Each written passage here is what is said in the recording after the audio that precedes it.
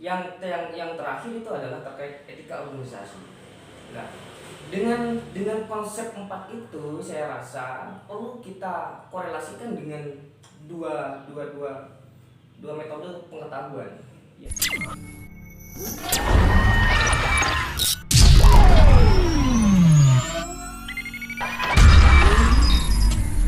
Assalamualaikum warahmatullahi wabarakatuh.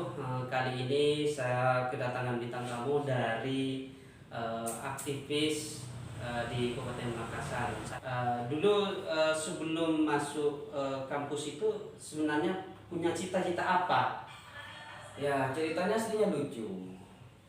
Saya ada beberapa kampus yang memang saya daftar. Pertama ya UGM, UII, UMY, UNY, terus UIN Malang juga pernah. Tapi semuanya gagal.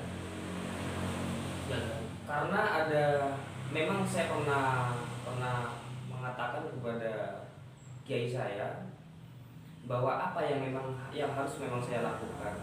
Ternyata jauh beliau itu, kalau mau membangun Pamekasan maka kuliahlah di Makassar. Jika ingin membangun nasional maka keluarlah dari zonamu. Jadi tekad saya yang ada di dalam diri saya bahwa memang saya harus kembali pada tempat saya pribadi, yaitu Makassar.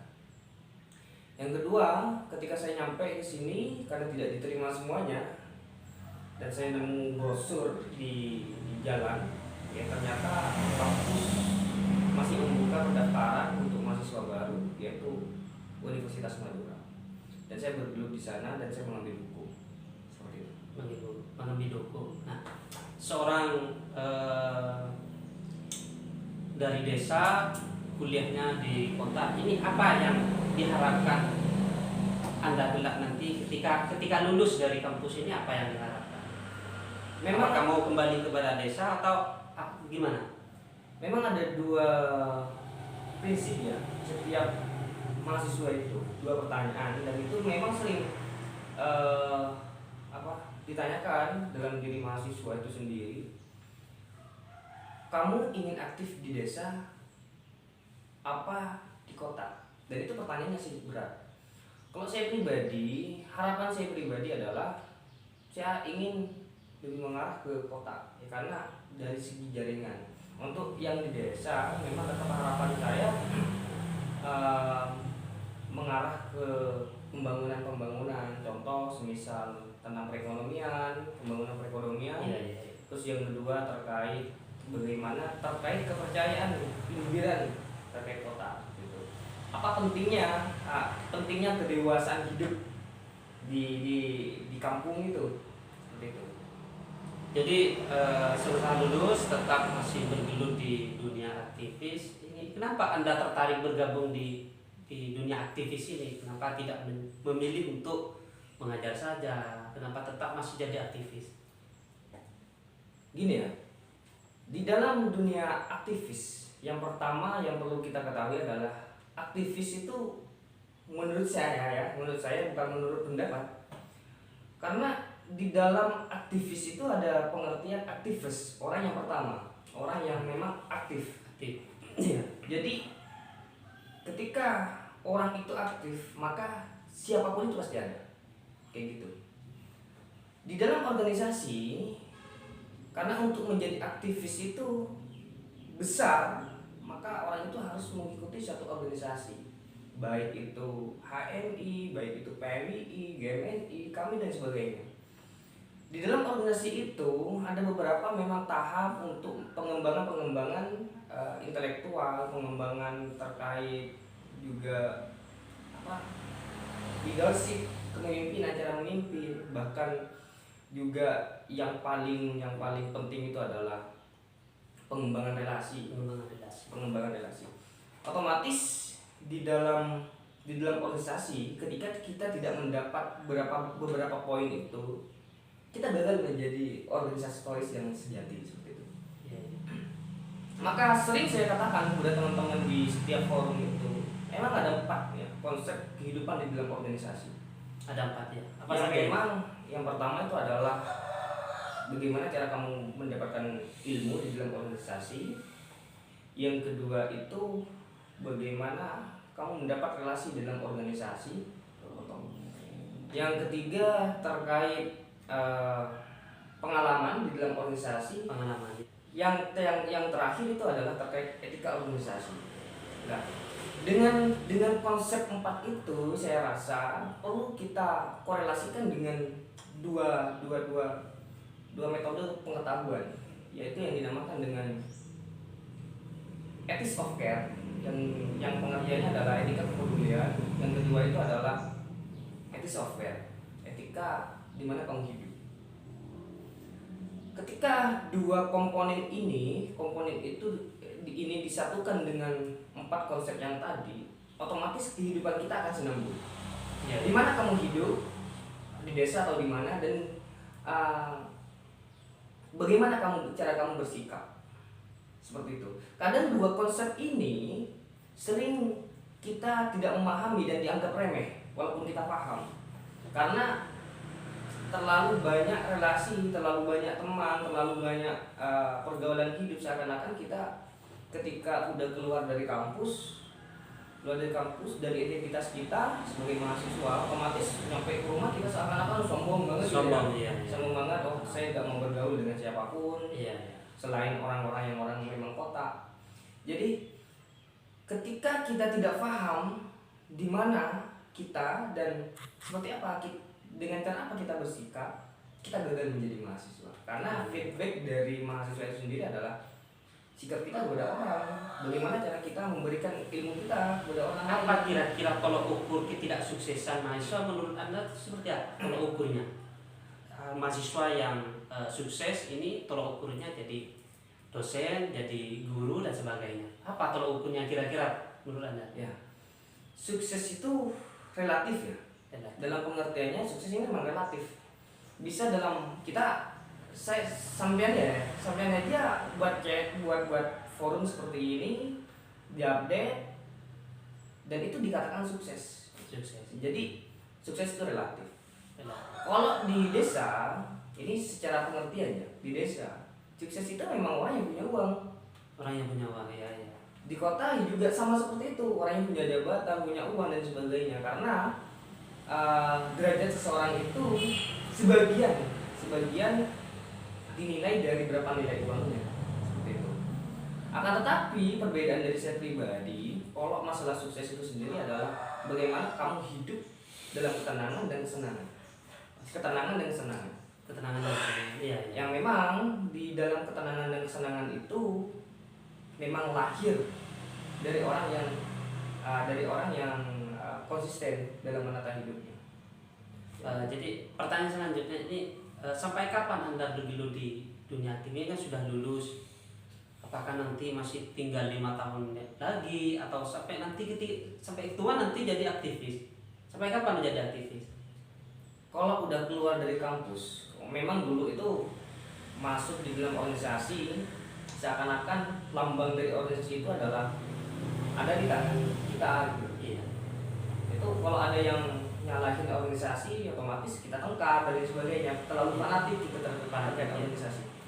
Akan tetapi menjadi aktivis buat saya pribadi adalah kalau udah keluar cukup terletak pada dalam diri kita, bahwa kita harus tegas bagaimana dalam menghadapi kehidupan juga. Yang kedua itu adalah tegas dalam memberikan suatu kebijakan, tegas dalam menyampaikan suatu keberhasilan. Maksudnya keberhasilan dalam konsepnya nih cara hidup yang sebenarnya, nih cara gini dalam organisasi ini, bagaimana terkait pendanaan desa atau dan sebagainya. Ini deh, kamu kan mau jadi aktivis, dulu mau jadi aktivis, setelah jadi aktivis, ini kan rencana nanti jaminannya jadi orang sukses. Apakah Anda saat ini sudah menjadi orang sukses? Bergelut di dunia aktivis, Anda apakah merasa sudah menjadi sukses gitu? Oh, salah dalam pengertian itu. Saya masuk organisasi itu tidak mencari sukses aslinya. Hidup di dalam organisasi memang sesuai dengan kepribadian saya. Saya orang desa, aslinya saya ikut organisasi dulu itu kejebak ya, kejebak kayak ikut acara, setelah itu dapat brosur dan tertarik, teman-teman juga belajar banyak. Dan seakan-akan seakan membawa saya dan saya harus ikut. Terjebak oleh keadaan seperti itu. Dan setelah ikut di dalamnya, ternyata di dalam organisasi itu sendiri memang ada banyak manfaat. Ada banyak manfaat yang memang harus kita tekuni gitu. Tapi kembali ke pertanyaan yang tadi, apakah Anda merasa sudah sukses? Kayak gini ya. Ketika kita udah keluar dari kampus, bahkan kita kuliah sampai 7 tahun, 6 tahun, 5 tahun, dan kita keluar dari kampus dan kita tidak punya pekerjaan apa-apa. Karena penilaian dari desa, kalau kita keluar nggak pakai sesuatu, kita tidak dikatakan sukses. Jadi otomatis kita harus paham sosial dulu.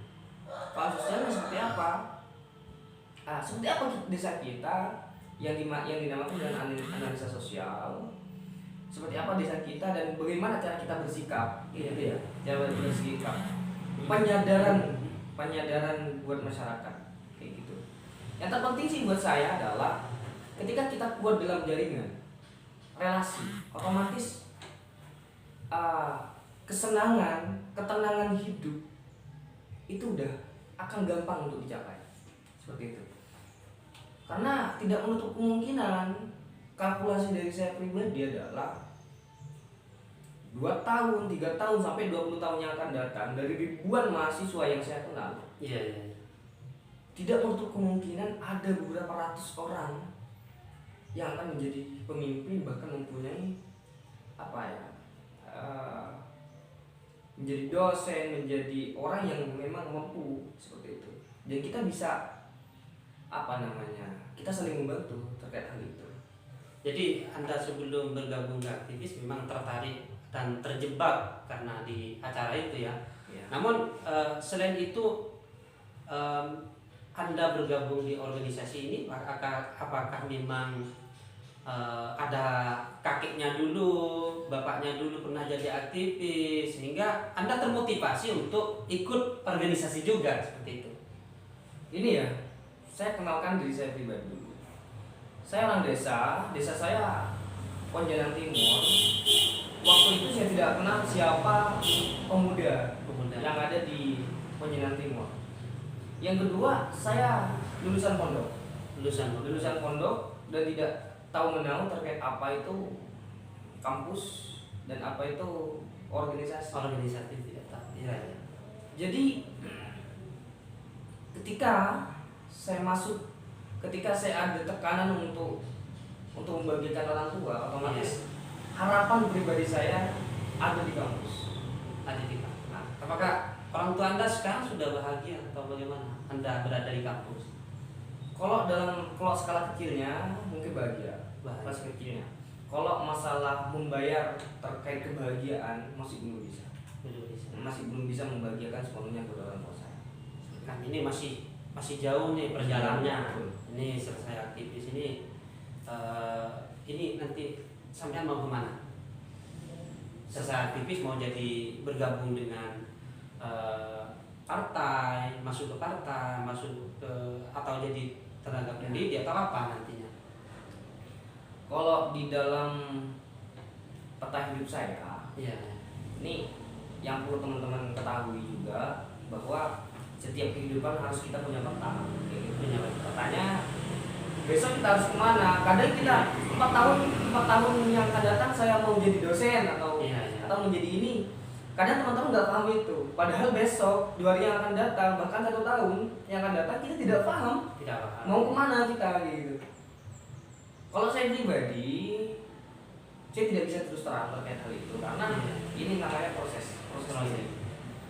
Kalau tahap sekarang adalah perbaikan diri, bagaimana cara, karena seakan-akan spontan saya keluar dari kampus, hidup di luar dengan secara total, bagaimana menghadapi politik kayak bagaimana cara menghadapi kehidupan masyarakat yang sesungguhnya, bahkan apa namanya hampir mau nikah kayak gitu. Iya iya. Ini seakan-akan spontan dalam diri saya bahwa saya harus membenarkan diri saya. Iya iya. Mengetahui diri saya, ikrar saya yang mana. Iya iya. Nah, sebenarnya ini penasaran nih. Sebenarnya Anda dulu itu sejak kecil, sejak SD sampai atau SMP lah. Anda sebenarnya jadi cita-citanya apa sih? Ya, Jadi aktivis seperti saat ini atau seperti apa cita-citanya dulu? dulu saya nih silsilah sejarah dari saya pribadi. Iya iya. Saya SD di rumah Iya iya. sampai kelas 2, sampai kelas 3, Iya iya. Iya. dan saya pindah ke mondok saya kelas 4, dari kelas 4 sampai keluaran MA. Iya, iya. Itu di Asalafia. Asal ya. Dan alhamdulillah harapan saya dulu itu, cita-cita saya besar banget dan semoga saja terjadi. Cita-cita saya waktu SD ditanya oleh Ustadz Usman, saya ingat betul ucapan itu, bahwa saya ingin jadi presiden. Jadi Yang kedua, saya ingin menjadi dokter. dokter. Itu 2. Dan sekarang saya kembali ke kampus, ya ternyata saya ngambil hukum. Ngambil dokter. Dan satu-satunya cara untuk berangkat ke sana adalah ya dari hukumnya, bukan dari dokternya. Nah, dulu Anda cita-cita ingin jadi presiden, ingin jadi dokter. Selesai. Sampai saat ini Anda belum bisa jadi presiden, belum jadi dokter. Itu apakah Anda menyesal hari ini selesai kuliah tetap tidak jadi presiden dan tetap tidak jadi dokter? Apakah Anda menyesal? Tidak sama sekali, karena secara kepribadian, secara kemanusiaan, maka manusia itu memang terletak pada ikrar, pada bacaannya, dan setiap semua bacaan itu beda-beda. Kayak gitu. Beda-bedanya adalah dalam pengertian kita mau kemana, dan pada titik kita udah nyampe pada tempat itu, kita kadang sumpah dan ingin berubah hal itu. Jadi ikrar kita beda-beda. Iya. Ada juga orang yang memang konsisten ingin ngaji, terus ngaji sampai dia hafal terkait bacaan-bacaan Al-Quran itu. Tapi beda juga konsepnya dengan orang yang lain gitu. Iya. Dia hanya sebagian ngaji, 1 bulan ngaji, kadang kayak gitu. Sibuk Iya. dengan pekerjaan, kadang ada yang seperti itu juga. Iya iya iya. Itu tergantung orangnya juga sih. Yang terpenting adalah lakukan suatu kebaikan, otomatis kebaikan itu akan kembali ke kita. Di sisa hidup Anda ini, apakah Anda ingin masih untuk mempunyai harapan terhadap cita-cita dulu itu untuk bisa tercapai di sisa hidup ini? Kalau cita-cita saya pribadi sekarang udah beda. Udah beda. Tapi saya tidak bisa terus terang terkait. Artinya ketika masuk kampus sudah beda cita-cita. Ya, karena alamnya udah beda kan. Alamnya Alam suci di pondok dengan alam yang agak-agak suci gitu di kampus udah beda. Karena kuliah itu memang apa ya, dalam pengertiannya kuliah kan, orang yang bebas, manusia bebas. Di kehidupan bebas itu otomatis kita bisa menentukan di mana sikap kita akan berpikir. Siap. Di mana kebijakan itu akan lahir spontan dalam diri kita bahwa saya harus jadi apa. Siap. Karena butuh kesadaran, butuh pemikiran, butuh kematangan kayak gitu. Kadang juga teman-teman gitu nih, ada orang hukum juga bisa jadi dokter gigi, ya. Ada orang hukum juga menjadi kerja di salah satu bank dan sebagainya, beda-beda. Kan kita bicara tentang rezeki. Siap. Selain Anda waktu jadi mahasiswa, selain Anda belajar membaca buku, dan itu aktivitas Anda itu apa saja sih? Pernah bekerja atau bagaimana sejak kuliah? Kuliah, iya. Pekerjaan sehari-hari saya bukan cuma saya, teman-teman saya juga, karena saya dibawa oleh kehidupan sosial. Iya. Ya kalau masalah pekerjaan, saya bekerja dari semester 4, semester 5 saya bekerja sampai jual mangga, sampai jual ikan, sampai jual baju, kosong dan sebagainya. Itu hanya untuk membiayai hidup saya walaupun itu tidak sepenuhnya. Yang kedua, ya Bukannya latar belakang Anda berjualan itu karena Anda kurang biaya untuk kuliah. bukan kurang. Saya tidak bisa mengatakan kurang ya, karena itu adalah terkait kemampuan orang tua. Iya. Jadi saya kuliah itu memang kesadaran diri bahwa saya harus mandiri, dengan cara nyicil pada hidup, Iya. nyicil pada usia kayak gitu. Iya. Dengan cara ya saya jualan kayak dengan mengurangi beban orang tua. Iya. Yang selanjutnya kegiatan saya pribadi juga sama teman-teman ya memang diskusi, dan itu yang paling saya suka, Diskusi. dan banyak juga teman-teman itu tidak paham bagaimana cara diskusi yang benar, Oh iya. bagaimana diskusi yang benar, bagaimana cara kita berbicara, bagaimana cara kita bersikap, bagaimana cara kita menghadapi teman. Bedanya diskusi dengan apa, debat. Kadang teman-teman dia ingin menerangkan hal itu. Iya. Terakhir ini harapan bagi mahasiswanya apa? Harapan sederhana saya buat teman-teman mahasiswa, sadari diri kalian, maka kamu akan menemukan jati diri kalian. Jika kamu tidak sadar pada diri kalian, kamu akan menyesal 20 tahun ke depan. Arti sadar itu apa sih? Ini terakhir apa atau gimana? Iya, selanjutnya. Ya. Paling terakhir. Sadar diri adalah kamu di mana, kamu untuk siapa, Iya. dan ikrokmu kemana.